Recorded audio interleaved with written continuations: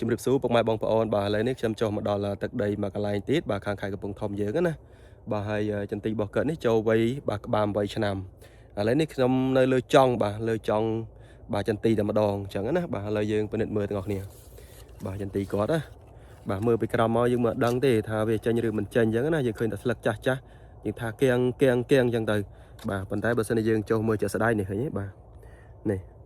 បាទលោតហើយបាទចេញមកប្រហែលចូលចិត្តមួយថ្នាំងដៃនោះអញ្ចឹងណាបាទ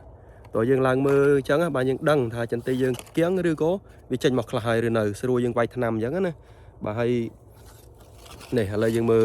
នេះម៉េចនេះទេឃើញទេនេះចេញមកបាទស្ញេះម្ដងនេះបាទឃើញទេបាទចេញមកស្ញេះតែម្ដងអាហ្នឹងគឺចេញមកគឺកម្លាំងចង់និយាយអញ្ចឹងណាបាទมันបញ្ហាជំងឺអីទេនេះបើយើងនេះមើលកន្លែងនេះទៀតនេះមើលតាមស្នៀតនេះបានដឹងនេះបាទនេះឃើញទេបាទទោះតែយើងឡើងមកមើលជាក់ស្ដែងបាទយើងដឹងថាតើចន្ទីយើងវារួមដោយពពុះផ្សិតឬក៏វាចេញហើយឬក៏មិនប៉ះពាល់ជាមួយនឹងពពុះផ្សិតពពុះជំងឺអញ្ចឹងណាអញ្ចឹងនៅពេលដែលយើងវាយថ្នាំគឺត្រូវគោលដៅតែម្ដង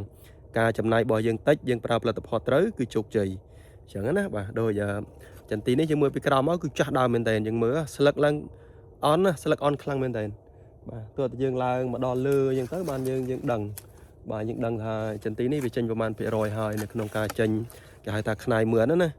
បាទចេញដូចជាភ្នែកត្រីអញ្ចឹងចេញមកភេបាទតាមខ្នែងអញ្ចឹងណាបាទចេញមកហើយអញ្ចឹងការវាយថ្នាំបាទគឺងាយទេយើងវាយ632បាទយើងវាយ2គីឡូទៅហើយអេសប្លិនទ័រមកកញ្ចប់បាញ់ឲ្យសពបាញ់ឲ្យជោគបាទតាមមួយអាទិត្យ5ថ្ងៃមួយអាទិត្យដាក់មកគឺស្អាតតែម្ដងបាទសម្រាប់ចន្ទីនេះគឺចេញមកស្អាតអញ្ចឹងណាដោយសារតែអាកាសធាតុប្រហែលថ្ងៃនេះគឺក្តៅល្អ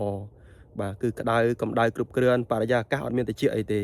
បាទគឺស្ងួតល្អអញ្ចឹងការប្រើប្រាស់អីគឺទទួលបានផលអញ្ចឹងណាបាទចុះជាត្រជាក់ក៏ត្រជាក់វាតែពេលយប់អីទេពេលថ្ងៃនៅក្តៅអីធម្មតាអញ្ចឹងណាអញ្ចឹងយើងប្រើ632 2គីឡូហើយអេសប្លិនទ័រមកកញ្ចប់បាញ់ឲ្យសពបាញ់ឲ្យជោគបាទត្រឹមតែ5ថ្ងៃមួយអាទិត្យឃើញផ្លែអាយចកាបាទត្រួយចេញមកនេះសឹងតែវិញណាហើយគឺលឿនទេអញ្ចឹងណាបាទប៉ុន្តែមិនបាច់ចាំវាយថ្នាំផ្សិតទេព្រោះអត់មានផ្សិតទេខ្ញុំបញ្ជាក់ណាបាទត្រួយចេញមកគឺកម្លាំងបាទចន្ទីនេះអរគុណ